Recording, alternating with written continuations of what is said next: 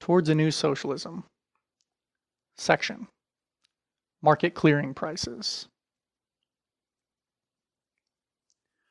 Market clearing prices are prices which balance the supply of goods, previously decided upon when the plan is formulated, and the demand.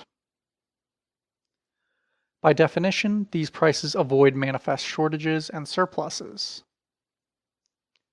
The appearance of a shortage, excess demand, will result in a rise in price which will cause consumers to reduce their consumption of the good in question.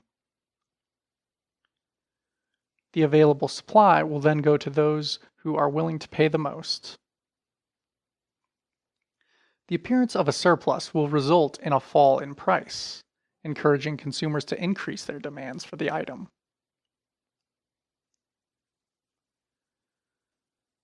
When a particular good is in short supply relative to consumer demand, an alternative to raising the price is rationing.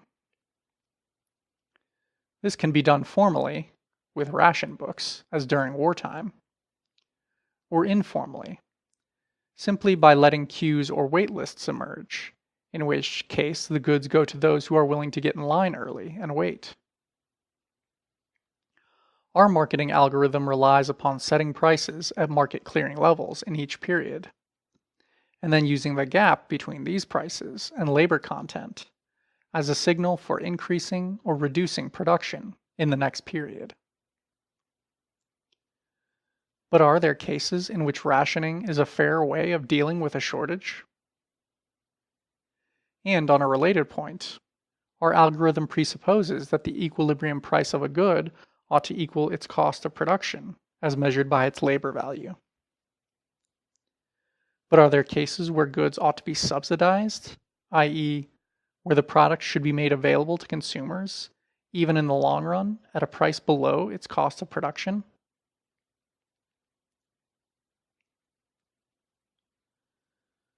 The answer here depends on the distribution of income in society. Our views on the appropriateness of various pricing and rationing policies are shown in Table 8.1.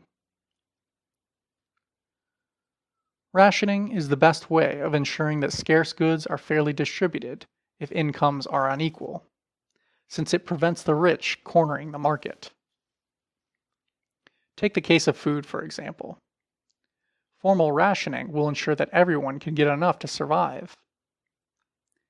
If there is ample food to go round, but poverty prevents some people from being able to feed themselves adequately, then some kind of food subsidy is a rational policy, though it is not clear that holding the price below cost is the best way to proceed.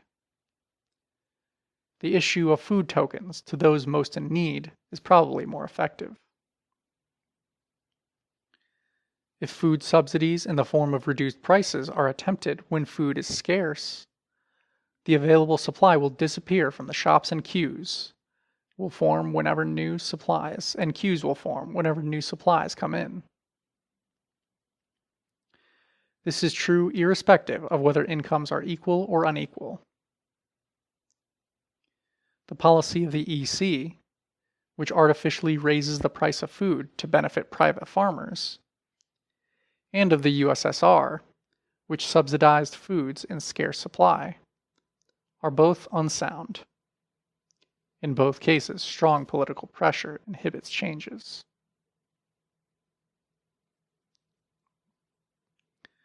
Table 8.1.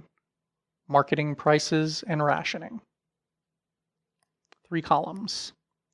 The supply of good, income distribution, and best policy.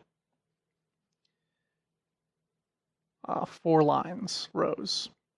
If there's scarce supply of goods and unequal income distribution, the best policy is rationing. If there's plentiful supply of goods and unequal income distribution, the best policy is subsidies. If there's scarce supply of goods and equal income distribution, the best policy is market prices. And if there's plentiful supply of goods and equal income distribution, the best policy is market prices, again.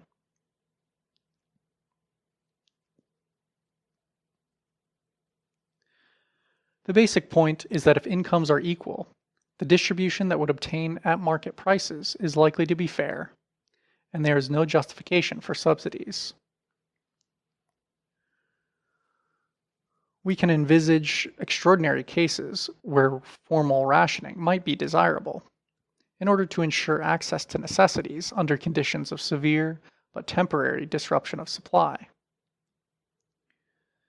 But in general, we see the establishment of market clearing prices as the best policy in a socialist commonwealth with a basically egalitarian income distribution. End of section.